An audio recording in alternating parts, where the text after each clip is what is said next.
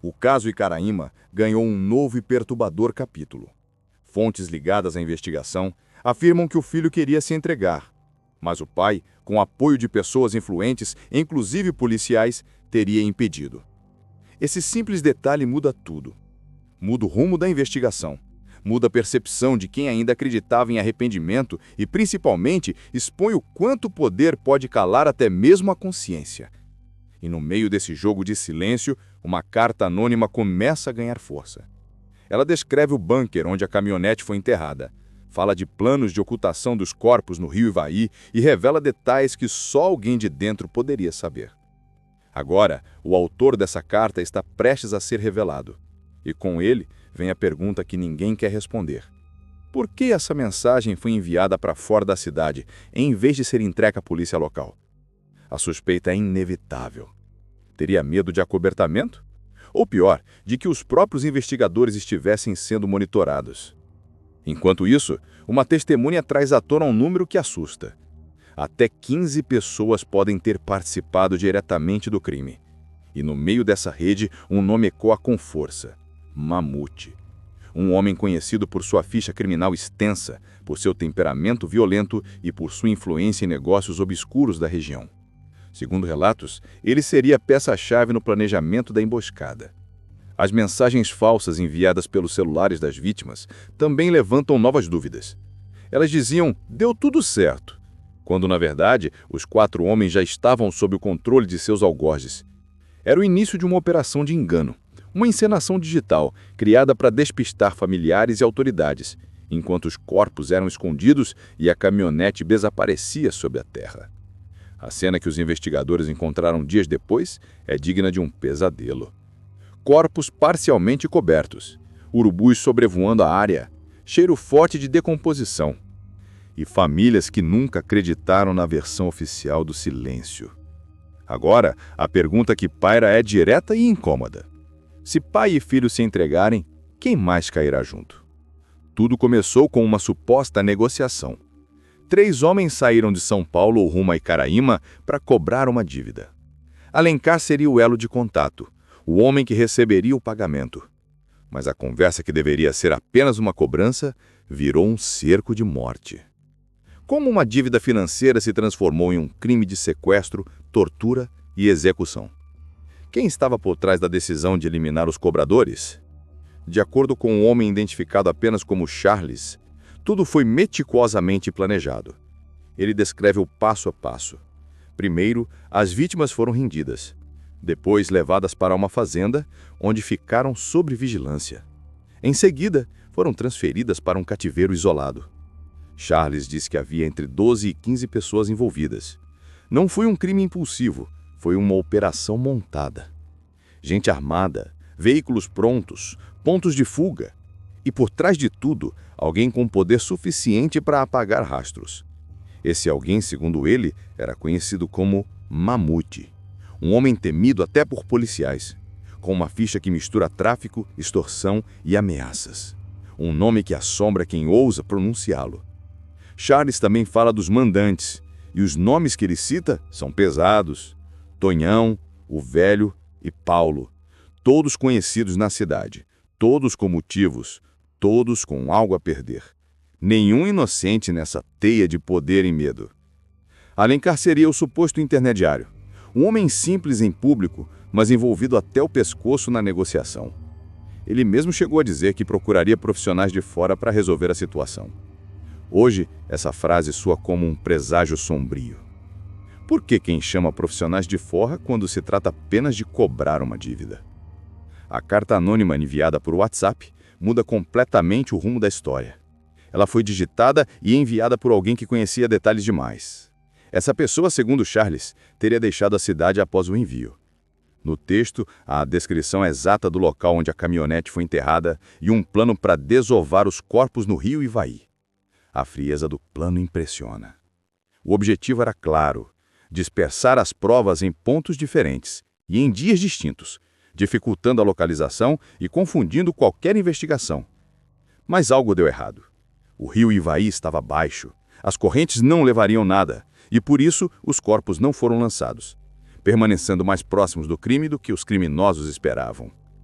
Essa falha virou o ponto de virada. A carta dizia: para enviar as informações a outra polícia. Um detalhe que isolado parece pequeno, mas carrega um grito silencioso. Era medo. Medo de que a polícia local estivesse comprometida. Medo de que os culpados fossem avisados antes da hora. E é aqui que surge o ponto mais delicado. O filho queria se entregar. Ele não aguentava mais fugir, mas o pai não permitia. Havia ordens, havia gente por trás, havia promessas de proteção. Quando Charles é questionado sobre quem teria poder para impedir uma rendição, ele é direto. Gente muito poderosa, pessoas que controlam tudo. E é isso que torna o caso Icaraíma tão obscuro. Porque quanto mais detalhes surgem, mais clara fica a impressão de que o crime ultrapassa os limites de uma cidade pequena. Talvez nunca tenha sido apenas uma dívida. Talvez tenha sido uma queima de arquivo, um acerto de contas entre grupos, um recado dado em silêncio. Mas o silêncio agora começa a quebrar. A partir daquele momento, a cidade inteira mergulhou em uma mistura de medo e curiosidade. Quem conhecia o pai e o filho dizia que eram reservados, mas nunca violentos. Já outros afirmavam que havia algo de estranho naquele olhar calado e que a fazenda onde moravam escondia segredos que ninguém ousava comentar. Enquanto as equipes de busca avançavam pelas matas, drones sobrevoavam o terreno. Foi quando uma das imagens aéreas revelou uma estrutura parcialmente encoberta pela vegetação. Algo parecido com uma tampa de concreto. Os investigadores decidiram cavar. O som das pás batendo contra o solo úmido ecoava no ar pesado da manhã. E então, o que parecia uma simples laje se revelou uma porta metálica grossa, com trancas enferrujadas por dentro. Era o bunker. Ao abrirem a estrutura, o cheiro de umidade e ferrugem tomou conta no ambiente. No interior, havia prateleiras com mantimentos, galões de água, geradores de energia e câmeras de segurança. Mas o que mais chocou foi o que encontraram em uma das paredes. Manchas escuras, pingos que pareciam ter escorrido e pedaços de tecido semelhantes às roupas das vítimas desaparecidas. A partir dali, o caso deixou de ser apenas um desaparecimento. Virou uma investigação de homicídio múltiplo. As autoridades afirmaram que o bunker estava preparado para esconder pessoas ou objetos por longos períodos.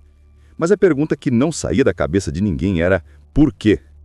O que faria pai e filho construírem algo assim em meio a uma fazenda isolada e depois simplesmente sumirem? Nos dias seguintes, a notícia correu o país.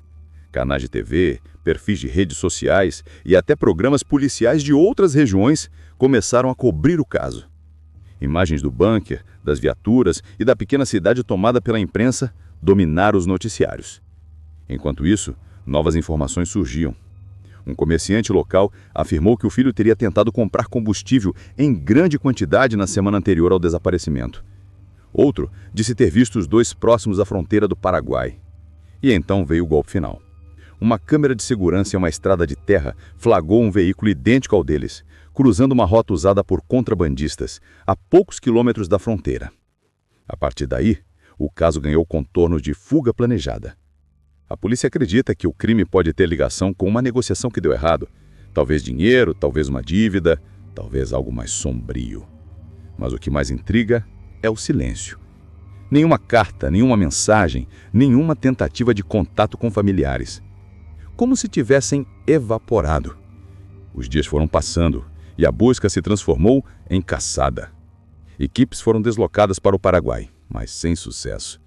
A cada nova pista, mais perguntas surgiam. Alguns moradores começaram a relatar acontecimentos estranhos próximos à fazenda. Barulhos durante a noite, vultos na mata e até luzes piscando na região do bunker. Mas até hoje nada foi confirmado. O bunker permanece interditado, cercado por fitas amarelas, como uma ferida aberta no meio do mato. Uma lembrança silenciosa de que 4 homens entraram naquela história e nunca mais voltaram. E no fundo ninguém sabe se o verdadeiro segredo de Icaraíma está enterrado sob aquele chão, ou se ainda caminha, escondido pelas sombras da fronteira. A cada novo dia, novas teorias surgem. Uns dizem que os 4 homens descobriram algo que não deviam. Outros acreditam que o bunker era apenas a ponta de um plano muito maior. Talvez uma rede de tráfico, talvez algo ligado à mineração ilegal.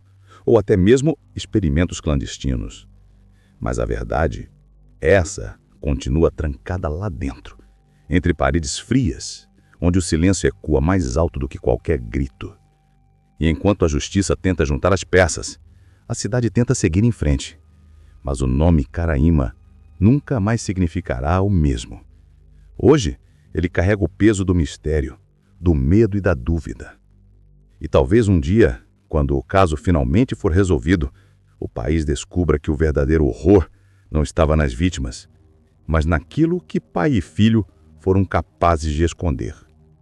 E é por isso que casos como esse não podem cair no esquecimento, porque enquanto a verdade estiver enterrada, alguém sempre vai tentar encobrir o que aconteceu. Então, se você acredita que o silêncio nunca deve vencer, inscreva-se agora no